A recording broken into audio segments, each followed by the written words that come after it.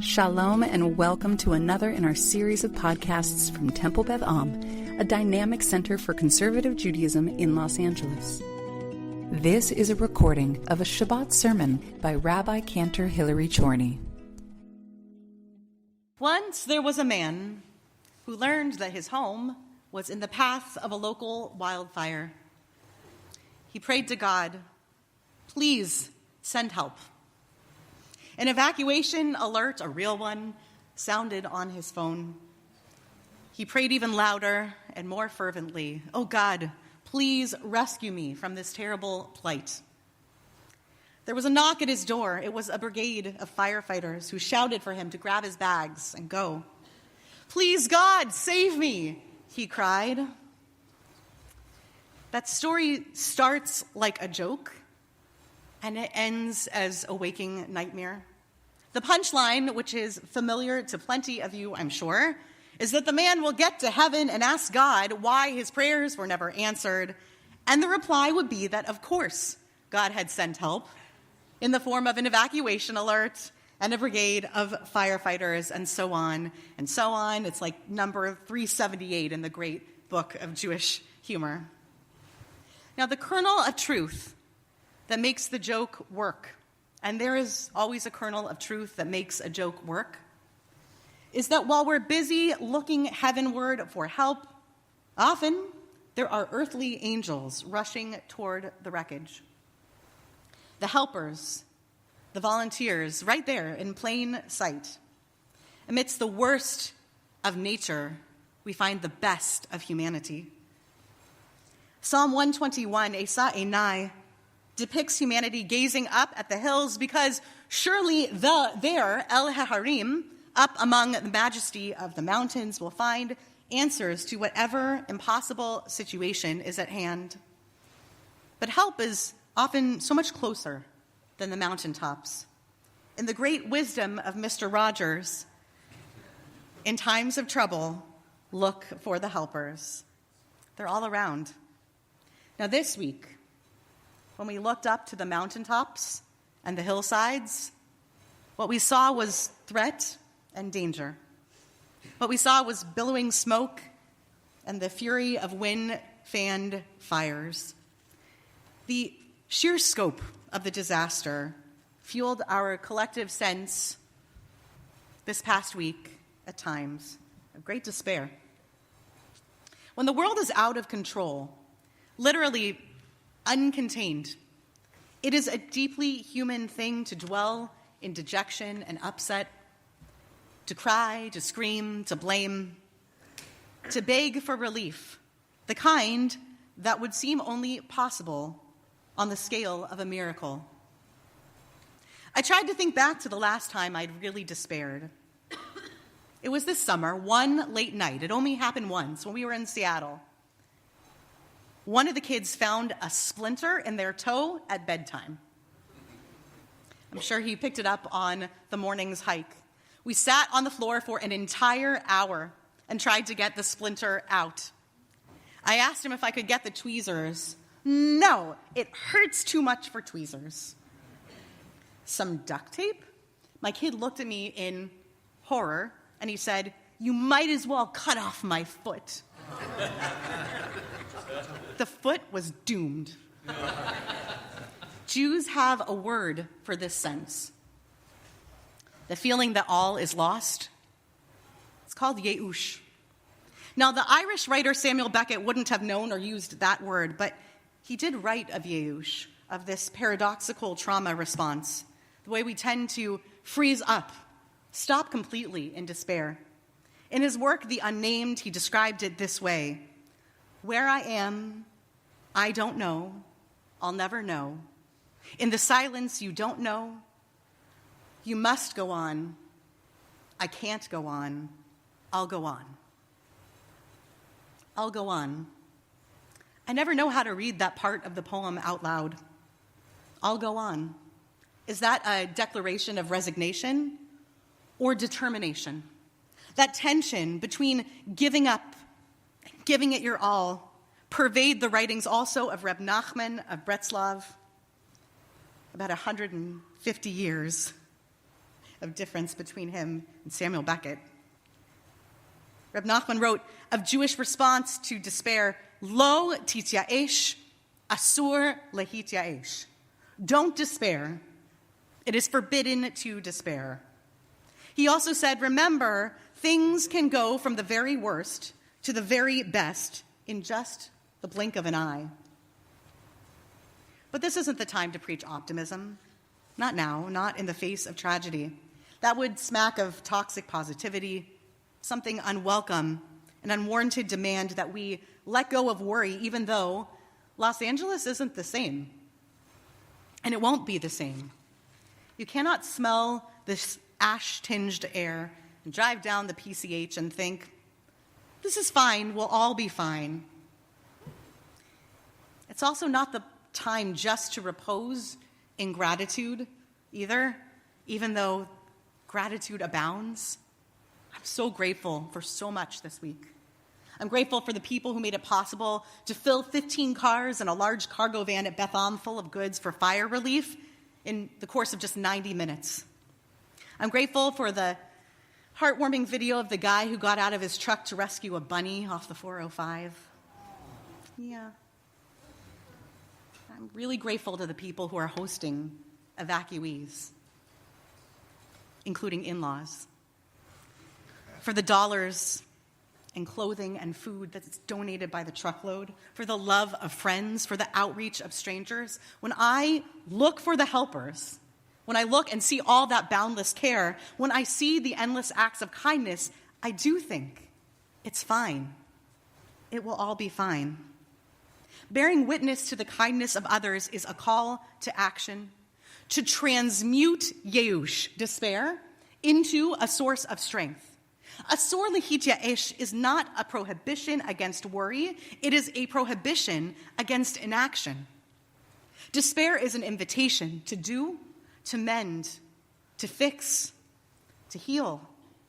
It is precisely when the strife is so big, so uncontained, so existential, that we cannot see a path forward, that is the time to blaze a trail to the other side of this nightmare. This is a very sacred alchemy. It turns a truism into altruism. We are honor-bound to subvert Mr. Rogers' wisdom, saying, in the midst of tragedy, don't just look for the helpers. Be a helper. Helping is the antidote to despair. In our shared historical narrative, the ultimate setting for Yeush is Egypt, Mitzrayim, the narrow place. How could one not despair under the weight of hundreds of years of enslavement? But the featured characters in our story are interventionists, underminers. They're rebels. They rely on no one but themselves for a miracle. In the plain text, there are Shifra and Puah, midwives who, no matter whether they were Egyptian or Israelite, exercised tremendous bravery in defying Pharaoh's decree. V'tirena hamyaladot et Elohim v'lo asu ka'asher diber alehen melech Mitzrayim v'tchayena et hayaladim. The midwives, fearing God, did not do as Pharaoh had told them. They let the boys live. They saved those babies through the exercise of restraint, non-violent radicalism, heroic insurrection in the face of cruelty, and also deep courage. In the words of the late Reverend Dr. Martin Luther King, Jr., courage is an inner resolution to go forward despite obstacles. Cowardice asks the question, is it safe? Expediency asks the question, is it politic? Vanity asks the question, is it popular? But conscience asks the question, is it right? Shifra and Puah turned the swords of despair into the plowshares of righteous action, doing what was right with no time wasted on despair. In the Midrash on our Parsha, we find stories that spotlight Miriam, too, as defender of the hope in the fight against Yeush. According to the canon of rabbinic storytelling, Amram, Miriam and Moshe's father, Aaron, made the wrenching choice to divorce his wife. How could they continue to build their home, their family? How could they bring new life into an existence like the one they knew? The Midrash imagines Miriam boldly rebuking her father. Yours is a worse decree than Pharaoh. Because Pharaoh only condemned the baby boys, whereas you would prevent any new life from emerging from this family tree. Chastened, according to the Midrash, her parents then go on to produce Moshe. I tried to imagine for a second what my parents had said had I been so audacious, but I wasn't, and I'm an only child. In the Midrashic imagination, Miriam is the savior of the Jewish line. Her campaign against despair is the key to Jewish survival. Midrash Tanchuma Yilamdenu, a 9th century collection of imagined Torah stories, depicts Miriam as far from alone in her battle against despair. Later in Vayikra, when we witness the construction of the tabernacle, the Midrash raises a curiosity about the materials commanded for use. Why should mirrors be permitted in such a sacred setting? Aren't they, after all, an object of great vanity? The authors of that text return with an answer. In ancient Egypt, in Goshen, after dinner, the women would take out their mirrors and look into them with their husbands. She would say, "I am more beautiful than you." And he would return, "I am more beautiful than you." And as a result, they'd be able to slough off the pain and despair of life in Egypt just long enough to reunite romantically. Professor Rabbi Rachel Adelman describes this historical use of mirrors as, quote, unconventional feminine weaponry, playing the role of powerful Perseus-like shields. Nothing would stand in the way of the Israelite women's desire to be mothers to a next generation of Jews, even then, despite it all. They knew that their greatest revenge on Egypt was to live and to give life. These are the forebearers of our charge to be helpers, the great models of resilience. Now, it is impossible to speak of despair today, and to speak of strong women and mothers, and to speak of models of resilience, and not to speak of Rachel Pauline Goldberg, mother of Hirsch, of blessed memory. She epitomizes a wellspring of determination. In the brutal depths of not knowing yet what had happened, whether he lived, Rachel wrote poems, among them a stunning denunciation of Yeush. Here is a small piece of that poem. And I know that way over there, there's another woman who looks just like me, because we are all so very similar. And she has also been crying. All those tears, a sea of tears, they all taste the same. Can we take them, gather them up, remove the salt, and pour them over our desert of despair, and plant one tiny seed? You must go on. I can't go on. I'll go on. Rachel's vision isn't one of a heavenly bat kol, a voice descending from on high that would bring magical reconciliation. Hers is a prophecy of hard work, a promise to dig and sow and reap. I see that fervor alive in the ones who dig through the rubble of the Palisades and Pasadena, in the ones who dig through the piles of well-intended used clothing, in the tender image of the man in our community who lost his home just this week, walking up to the tzedakah pushka to place $1 inside. Eyes that are not turned heavenward, but to the holiness and the hellscape that both call to the giving urge within.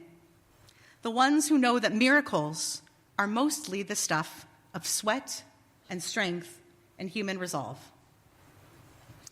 In case you were wondering, we got that splinter out. While my kids stared at the ceiling in quiet despair, I gently nudged the bit at the surface, and it fell to the floor. "Oh, wow," I exclaimed. "There it is. It fell out." "I knew it would come out," he said. You couldn't even tell that anything had happened to the foot. but then again, wounds aren't always visible to the naked eye. The families who are blessed to have the means to replace most of what they lost in the fires, even when they rebuild, they will still live with the pain that their memories are unsettled and unmoored, their home a phantom limb. The families of hostages who, God willing, tomorrow, b'mehera v'yameinu, hear a version of Od Yosef Chai, that their person, their people are still alive, they will still walk the earth the rest of their days with an indelible scar where they wore a piece of masking tape and counted 470 days of unfathomable anguish. That vanquishing of despair. I pray they find peace, that someday the scars fade just a bit. You know, when he looked down at his splinter-free foot, my kid said, "It's a miracle." All it took was a little help. You've been listening to another in our series of podcasts from Temple Beth Am, a dynamic center for conservative Judaism in Los Angeles. If you enjoy these podcasts, we invite you to write a review on the Apple Podcast site or wherever you get your podcasts. For more information about Temple Beth Am, Los Angeles, go to tbala.org.